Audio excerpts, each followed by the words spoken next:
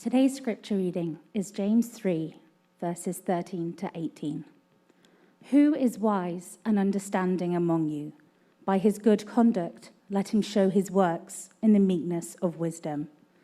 But if you have bitter jealousy and selfish ambition in your hearts, do not boast and be false to the truth.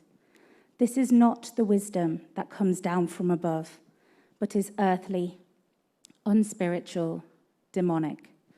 For where jealousy and selfish ambition exist, there will be disorder and every vile practice. But the wisdom that comes from above is first pure, then peaceable, gentle, open to reason, full of mercy and good fruits, impartial and sincere, and a harvest of righteousness is sown in peace by those who make peace. Amen. James, he writes a book to help connect the faith in our minds, the faith in our hearts, to everyday life. And if you've been a Christian for some time, you start to recognize, there's something like reading the Bible, something like prayer, and you start to realize how important that is. But, if you grew up in the church post-college, what usually happens is a struggle where you start to wonder, what's my faith really about? Because you've recognized that God didn't save you just for you to read a Bible and just for you to pray. That's not why God saved you. And so what you start to struggle with is something where your faith is not practical. And because it's so hard to understand in many ways how our faith should be applied in our lives, many people have criticized Christians, and they've called us practical atheists. Right? Practically an atheist. That theologically we believe, but practically we live as if there is no God. And this should be, something that kind of resonates with us. Because I think if we look at our lives and reflect on maybe how we use our money, how we use our time, what we do at work, I think sometimes we start to realize we look no different than others who don't claim this faith. And so what James does is he helps you connect those dots. If you believe Christianity, this is what it should look like. And so that's what we're looking into today. And today we're talking about wisdom, something that we should all resonate with, because none of us, we want to be the fool, right? We've been the fool at some point in our lives, and if you are wise at all, you've learned that you don't want to be the fool. But today in our generation, though we are the most knowledgeable generation, of all history, we are the most foolish generation. We're the most knowledgeable in all of history. We have all the world's knowledge, at our fingertips, in our pocket. You have a question about something, you ask, your phone. And despite all the knowledge before us, we have been described as the most foolish. Why is that? Why would we be described as the most foolish generation? Well, we all desire wisdom, and so we want to start there. And this is where James starts. We all desire wisdom. So in verse 13, what we see is James asking, who is wise and understanding among you? By his good conduct, let him show his works in the meekness of wisdom. He starts off with a question. Who among you thinks you are wise? Who among you think that you are understanding?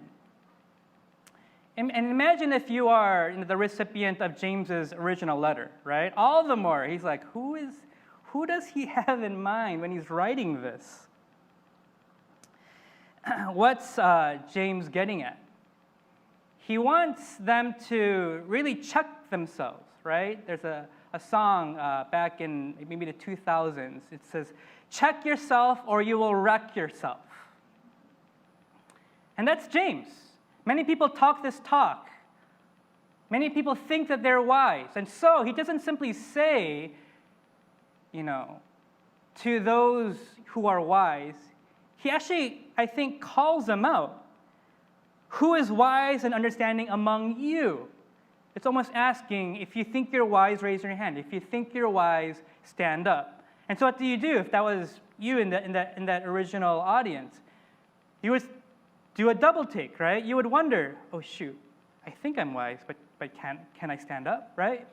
And that's the idea. Check yourself before you wreck yourself, because it's so easy to think that we are wise, and that is what makes us fools, right? It's so easy to think we're wise. It's so easy to think that we've learned our lessons. It's so easy to think that we have gained enough knowledge that we don't have to learn anymore, or at least we're not hungry for it.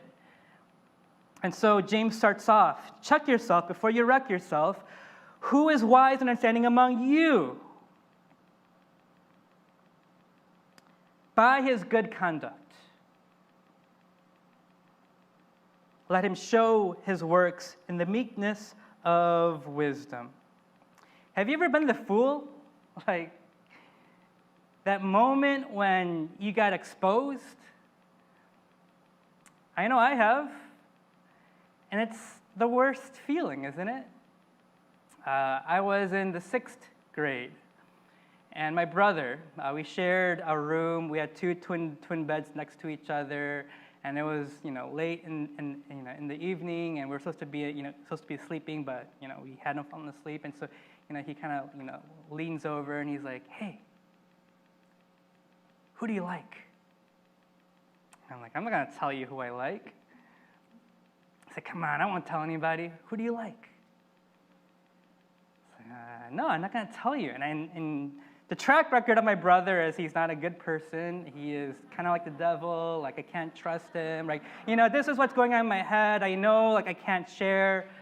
And so he's like, "I'll tell you who I like, but then you have to tell me who you like." I was like, "Oh, okay, that's fair." So I tell him, it's this girl from church. He's like, "Oh, okay." And then he shares with me. I was like, "Oh, okay, I don't even know who she is, but okay, sure." So that following Sunday, church as normal. And so they asked me to be the usher for the youth group for that Sunday to take the offering baskets. And so I do. And the next thing I know, the other person who is also doing the offering basket is that girl. And so we pass the baskets around, and then we go to the back of the sanctuary, and you bring the offering baskets forward to the front, and then the idea is you lay it before the Lord, on this table. So as I'm walking down the aisle with this other girl that I like, him and his friends start to sing, da-da-da-da, the wedding song, right? I walk to the front, and I'm scarred, right? So angry. And I was so upset. Why? Because I knew my brother. I knew what he would do with that kind of information. And what does he do? He makes me a fool.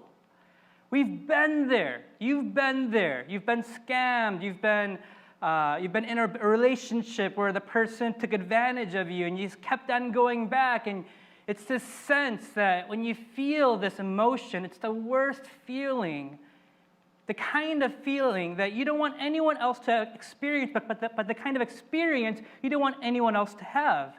And this is what James is talking about. Who of you is wise? And he has you check, am I wise? You have to check yourself, and that's what he's getting at. And so from there, as he has us check about our hearts and the idea of folly, the warning is that there is a wisdom in the world that masquerades around as if it's true wisdom. And so what you're going to see James talk about is this idea of wisdom and this idea of a fake, false, counterfeit wisdom. And what he's going to be basically challenging the church is you think you're truly wise, but really you have believed a counterfeit idea of wisdom. And that's how he starts off. Check yourself. And so the way that we have to check ourselves is even be open to the possibility, you and I, we might be the fool. Right? That's the only way for us to at least be open to the idea that we might be already fooled. If we think we're wise, that is why we might be the fool. And so, in that heart, tell your neighbor, I might be the fool. Not me, you. I might be the fool. Right? All of us, we have to be open to that. That is the only way we might even have a chance to learn. And so now he talks about this mark, the mark of false wisdom. So in verse 14, he gets at these different aspects. But if you have bitter jealousy and selfish ambition in your heart, do not boast and be false to the truth. So he gives two aspects. If you have bitter jealousy in your heart, you better check yourself, right? If you have selfish ambition, better check yourself. If you have those two qualities, you might or you are already in this camp. But he doesn't just end there. In verse 16, he even lays that out even more because it's so hard to gauge the heart, isn't it? So in verse 16, he says, for where jealousy and selfish ambition exist, this is what you produce. There will be disorder and every vile practice. You see, he's saying, who of you think that you are wise? From there, he doesn't ask questions like theology. Tell me then, what do you believe? Tell me what you know about the Bible. He says, who of you, among you, who do you think, who is wise? And then he says, he doesn't ask theological questions. He asks, show me by your works. Because wisdom is not what you know, it's about how you live. And we all know that. We all know many smart people that we don't consider wise. And there are many wise people who aren't maybe ever acknowledged for their brilliance. Because we understand wisdom is different than knowledge. It's about how one lives. And so from there, he breaks it down, doesn't he? Jealousy and ambition, that's heart level characteristics of this mark of false wisdom. And then the product, what you build from your life, what your life is about, ends up being about disorder and ends up being producing vile practices, a generic term talking about all these other kinds of evil. So whatever you may consider as evil, chances are it would fall into that camp. And what James is saying is if you have wisdom, you don't have a life that has selfish ambition, that has envy or jealousy, and nor do you produce a life like this. And so he separates the heart level to the reality of how we live. And from there, he helps you realize what that would look like, right? When he does that, he helps you look, he helps you, because you can't look inside the heart, you start to look inside your life. And the question is, what is your life about? What have you done with your life? What have you built with your life?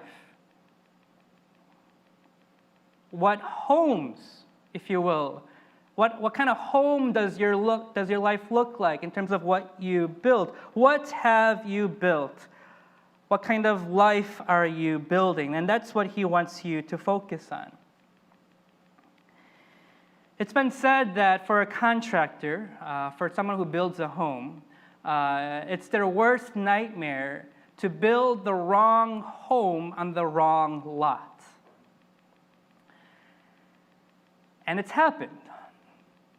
In the U.S., in the state of Ohio, in Dayton, this one man, a contractor, was contracted to build 4 homes. And so every day, he would work on these homes, right? He was given a blueprint. He was shown where to build these homes, these 4 lots. And so every day, what would he do? He would look at the blueprint. He would follow the blueprint. He would do what he was supposed to do. And near the end of it all, he looks at the blueprint and somehow realizes he built the wrong homes on the wrong lots. And that brought him to years of court battle. Because the crazy thing is, he was doing what he was supposed to do. Every day he was doing the right thing. Every day he was using the blueprint given to him, the plan and the schedule, and he was building it. But what's the problem? The problem is he was building it on the wrong lot. What James is talking about here is you can be doing everything that you've been told, every day following the blueprint, but at the end of it all, James would have you wonder and think, am I building the right house? Am I building it on the right lot? Because what's the world's wisdom? We all know it. The world's wisdom is something along the lines of look out for yourself.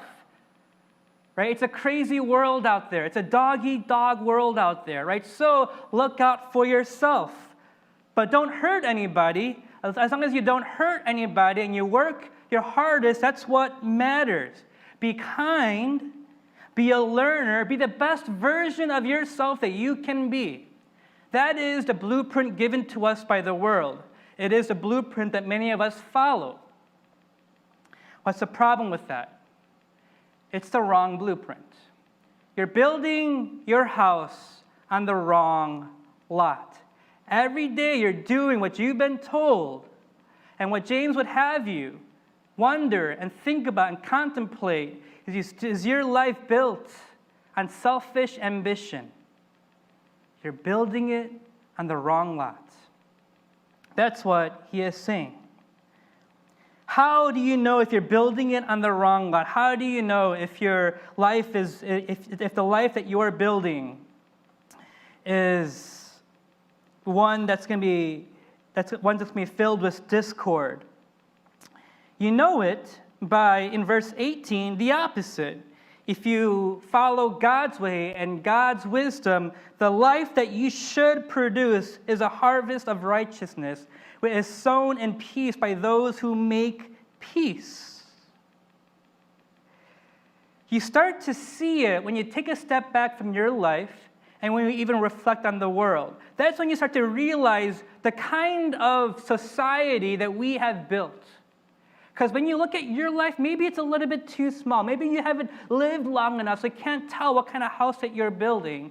So the idea is, if we're all building something, if we all take a step back and look at the lives that we're building, the world that we're building, are we following true wisdom, or are we following a wisdom that leads to disorder, to vile practice? Because we all know that in our generation and our leaders, chances are these leaders, these politicians, they have all the knowledge before them. These men who lead, these women who lead are probably some of the smartest people to have ever lived, educated in the best schools. But with all the knowledge and all the resources, isn't it so interesting that none of the world's problems are ever solved? That none of the global problems, none of the national problems are ever solved? It seems that all that's happening is one group talking to another group, and one group talking to another group. Is it because one group really has all the answers and the other group doesn't? We would all agree that no group has a monopoly on all truth. You see, the issue when you take a step back on the world, it's not that we have a lack of knowledge, right? What is it? It's what James is talking about: selfish ambition. And then you start to realize the wisdom of James's words. if we, as a people, had a humility, an other-mindedness, we would be completely different. Right? Why does poverty exist? Is it because we don't have enough resources? Right? Is it because we're not smart enough? Is it because we don't know enough? Is it because we don't care enough? It's not that we don't care. It's that we care about ourselves. It's not that we lack ambition. It's that we have selfish ambition. It's so insightful, isn't it, what James is talking about? You claim to be wise. You run for these offices. You want to be teachers. But what's at fault, the reason that you are guilty, it is not because of a lack of knowledge. It is your selfish ambition. It is your bitter jealousy. Because of that, you talk at each other. You don't talk with each other. That's the mark of false wisdom. We see it really all around the world when you take a good look. We don't have governments and countries and nations where it's this healthy place. But it's always been marked by vile, evil practices. Why? And it is not because there's a lack of knowledge. It is because of the evil ambition, the selfish ambition. And so when you take the other side, the marks of true wisdom, how does he describe it? It's subtle but clear. In verse 13, he describes wisdom as meekness of wisdom. Right? It's not what produces wisdom, it's a character of wisdom. A character of wisdom is humility. How come we don't see that in the world? With all these people who are running all these NGOs and running for offices and running companies, why is it that humility is not present? What James would say is because they've bought into a different kind of wisdom, a false wisdom, a wisdom that masquerades, pretending like it's true. But what you end up with is disorder, chaos, vile practices. You see, the very nature, the very heart of this wisdom is different. It's about humility and a selfless ambition. But what marks so many of us is a pride, isn't it? C.S. Lewis mentions it this way, and this is really, I think, insightful. And he talks about pride in this way. Pride is essentially competitive. It's competitive by its very nature. While the other vices are competitive only, so to speak, by accident, pride gets no pleasure out of having something, only out of having more of it than the next man. We say that people are proud of being rich or clever or good-looking, but they are not. They are proud of being richer or cleverer or better-looking than others. If everyone else became equally rich or clever or good-looking, there would be nothing to be proud about. It is the comparison that makes you proud, the pleasure of being above the rest. Once the element of competition has gone, pride has gone.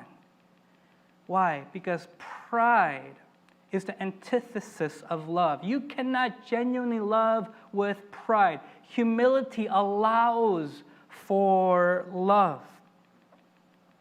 In verse 17, you see the marks of true wisdom, right? But the wisdom from above is what? First, pure.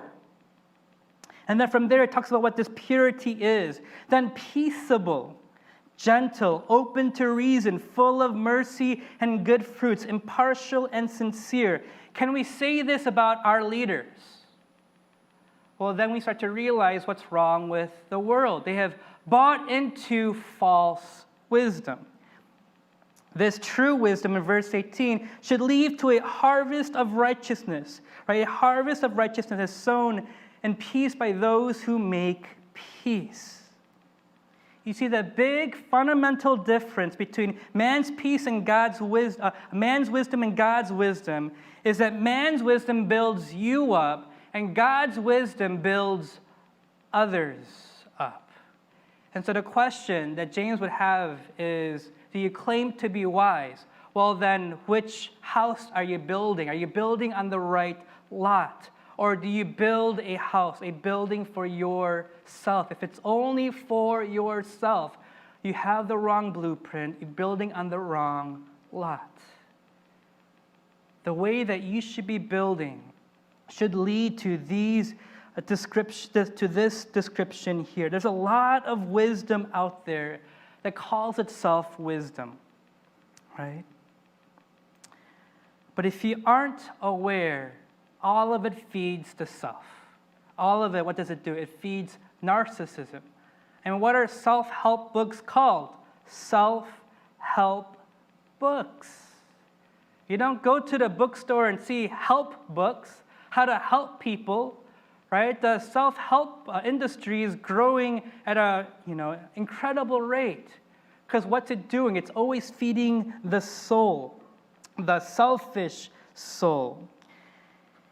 Our generation, by psychologists, has been described from 18 to 25, so that's you, 18 to 25, the most self-absorbed, narcissistic generation to ever exist.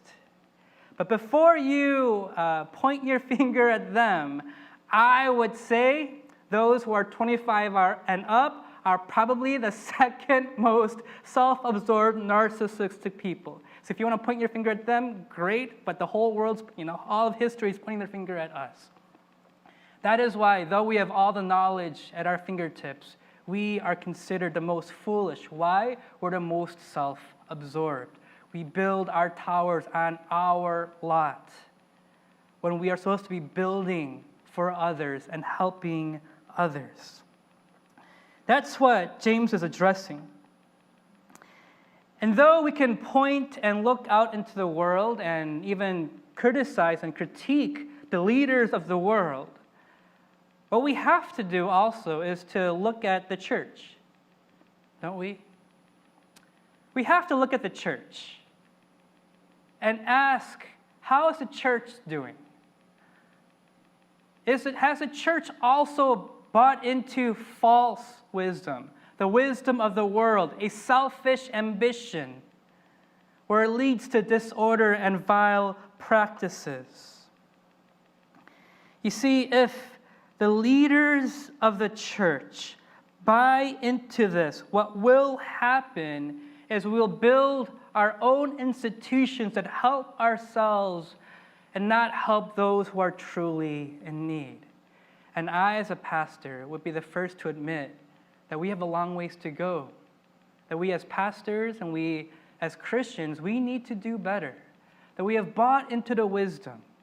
We are reading the blueprint of the world, and we're applying this to the church. And what do? We grow big churches that don't help people. We grow big churches, but the people who are attending aren't radically generous. Because what are we doing? We're using that blueprint and applying it to us. And so James, right before this, he warns teachers, doesn't he? And so when I read, I have to read this to myself. Am I a leader? Am I creating and producing a church that will help people to live generously, to think about others? This I have in mind because this past week I came across a site of a church that I know pretty well. And this church that I know pretty well has gone through some scandals in the past few years. And so this site that was created is a space for those who've been abused at that church to write anonymously, to simply share their stories.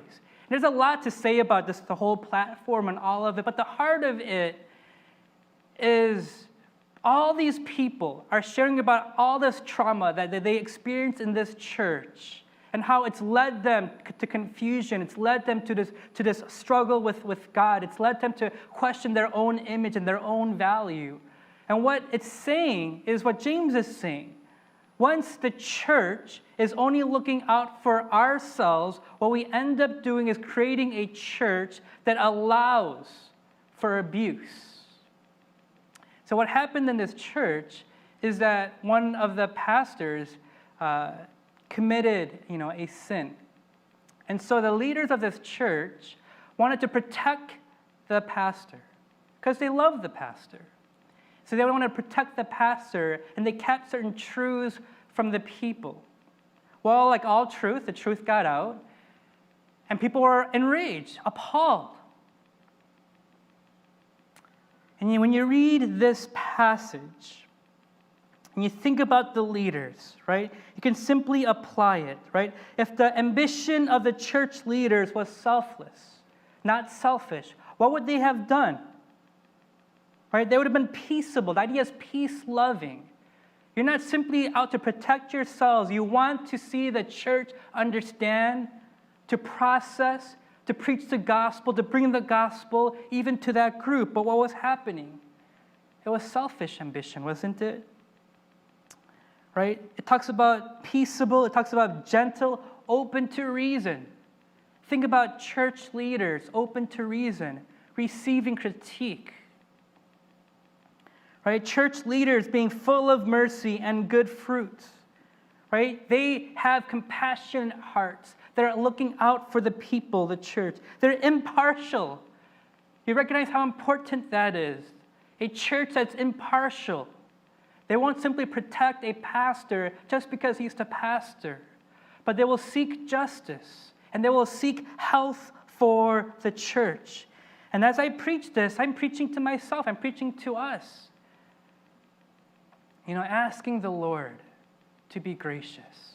Asking the Lord that we would be a church that looks like this. That we would not, at the end of our time, build the wrong house on the wrong lot. But in verse 18, that we would produce a harvest of righteousness.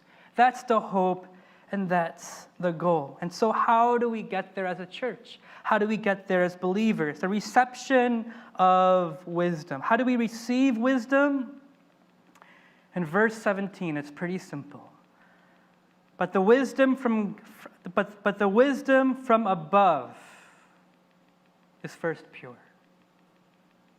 It doesn't say the wisdom from the side. What's it saying?